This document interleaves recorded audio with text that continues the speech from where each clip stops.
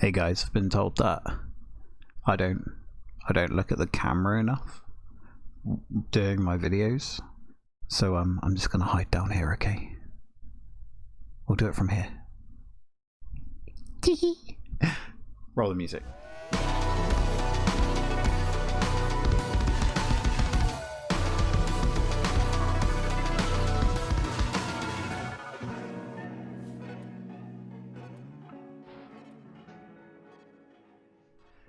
Hi guys, I'm back with another DANIMAL Talks.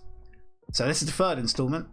I've had some great feedback from everyone in the community saying that they've really enjoyed the video so far, so thank you for that, guys. I've had also feedback on how I can deliver these better, which is what I've been asking for, and looking at the camera is one of them. So I'm trying to remain eye contact with you. I've got this.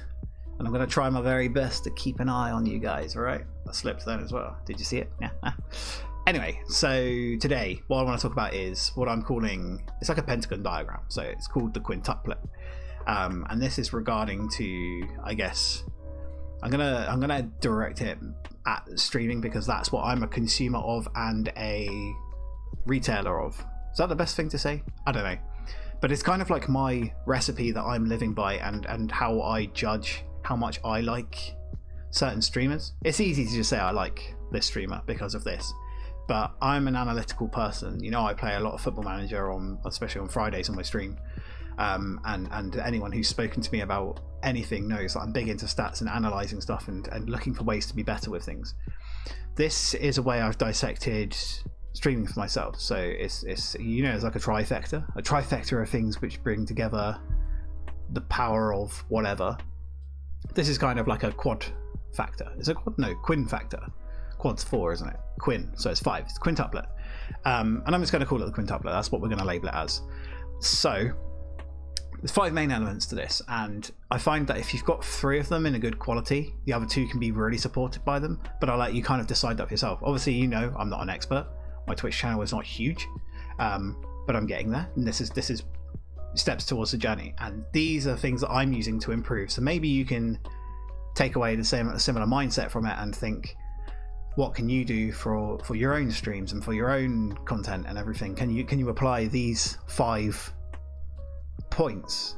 And even if you're looking at certain people, you're trying to rate others, and maybe you're a viewer and you want to rate others' streams and see which ones you think are better and why. This is another way of analysing it. And you know, if you've got to give any feedback to your friends ever, then you can use this again, quintuplet, to help them out and to give your analysis. And overall it creates, you know, good conversation. If you're talking about that sort of thing, it creates good bonds between people, especially if you're using it and you can give some constructive feedback. If you've got a friend who's asking for constructive feedback, you give it. Perfect, right? You guys hit it off. So without further ado, I first want to mention that if you are enjoying the content and you're enjoying everything that I've been doing, feel free to like all the socials down below, but the main one is I'm trying to push YouTube, so please subscribe, hit the bell for notifications, and wait for more videos to be uploaded. And also you can pop over to my Twitch stream. I've changed my times now. I used to stream at 7 PM Monday, Wednesday, Friday, but I'm now moving to 8:30 till later, so I'm doing a bit more later hours now. It's just a small change that I wanted to make. I'm always making little tweaks, as you know, but it's just something that I feel I'm going to benefit more streaming later because it's better personally for me. Right, let's get into this. So what are the points? We'll go through them one by one, and then I'll explain kind of at the end to summarize what I'm trying to say. So I suppose there's 3 really important ones, and 2 of them that maybe like not so great, but they are definitely needed in there because as this is an ever-changing industry, those points are going to need to be there too. It'll make sense in a minute, I promise. So let's go through the first 3 main ones. Let's do an obvious one first. So gameplay. Now when I say gameplay, some people might go, oh, but Dan, my gameplay sucks. And I'm really bad at gameplay because I'm trying to play Call of Duty and I can't kill anyone. But what I want to say on that is gameplay doesn't have to be good to be fun to watch, right? For example, I watch a lot of Call of Duty streams. My favourite streamers play Call of Duty together. I'm going to target Nick Merckx, Cloaksy, and Tim the Tatman for this one quickly to explain. Now, Cloaksy and Nick are both really, really good at Call of Duty. Like, I would say that they are very good at Call of Duty. They've got potential to win competitions and stuff that they do. Tim, on the other hand, he is good at Call of Duty, but he's not as good as the other guys. But his gameplay has always been like that. He's always been not the best player in the world, but he's always been an entertaining player to watch. And a big example of that is he always dies from full damage. Now that's bad gameplay because he's falling off a building and dying, but everyone finds it funny, right? Hence being that your gameplay doesn't have to be great for it to be entertaining and funny, right? Not to be just entertaining and funny, but I mean to be good. Like, I play at a very medium rate, but I try to do things with style and I try things with out of the ordinary. Like, I try to do 360 snipes and stuff like that. They're never going to be pulled off, but once in a lifetime they might do. Then that's a great clip, isn't it, right? Or I might try and do like a 360 rocket launcher boost on Valorant and kill my teammate or kill myself. Now that's funny gameplay, yeah?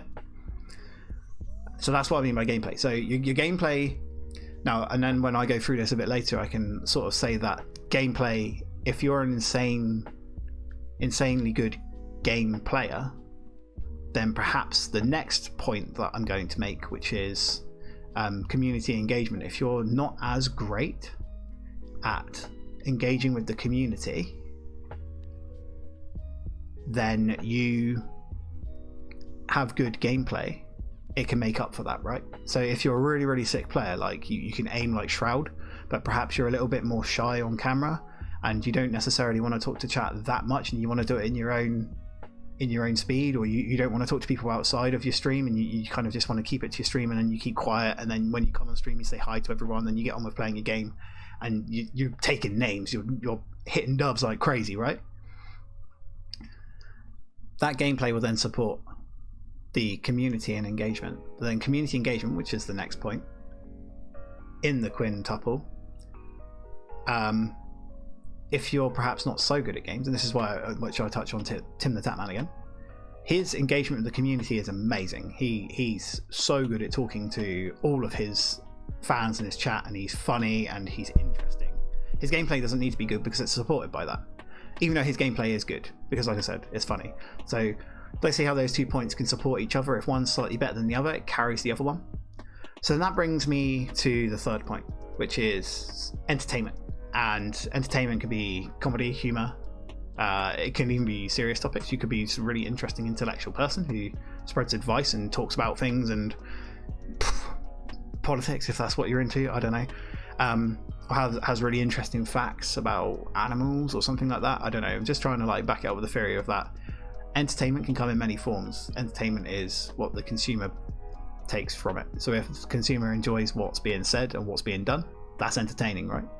So then gameplay and entertainment, if you're sick at gameplay, your entertainment becomes really good, and then your community engagement doesn't need to perhaps be as good because you've got those two and people are watching rather than engaging. If you're entertaining and good at communicating with chat, your gameplay doesn't need to necessarily be good because people are going to be having good times anyway because they've just got something to watch visually while you're chatting away and doing things. And you could be playing really awfully, but you could be having fun about it and making jokes and talking to the community and enjoying everything. So you see how, I mean, those 3 points are really important for each other. And I think they're the 3 strongest points in this analytics that I'm trying to sort of discuss.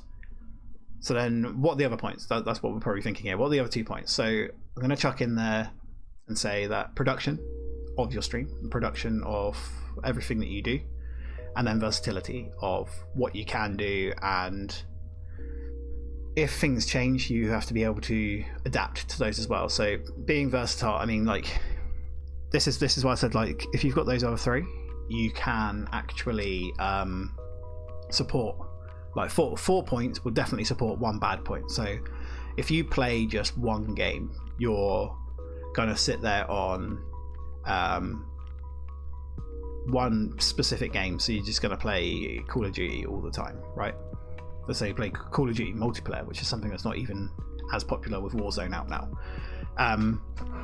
If you just play Call of Duty multiplayer all the time, but you've got a nice looking produced stream that's really nice and sleek and it looks the part, you've got great entertainment because your gameplay is good and you're having a laugh, and then you engage with your community, those 4 points will make up for the fact that you don't play any other games.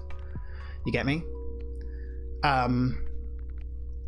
Same with versatility, could support your gameplay as well. If you're playing loads of different types of games, but your other points, like your production, your stream looks quite nice, you're being funny, you've got good entertainment in value in talking as well, and then you're engaging with your community, your gameplay, because it's always going to be ever changing because you're being versatile with what you play, your gameplay's not going to really matter again, so your gameplay becomes last on the point.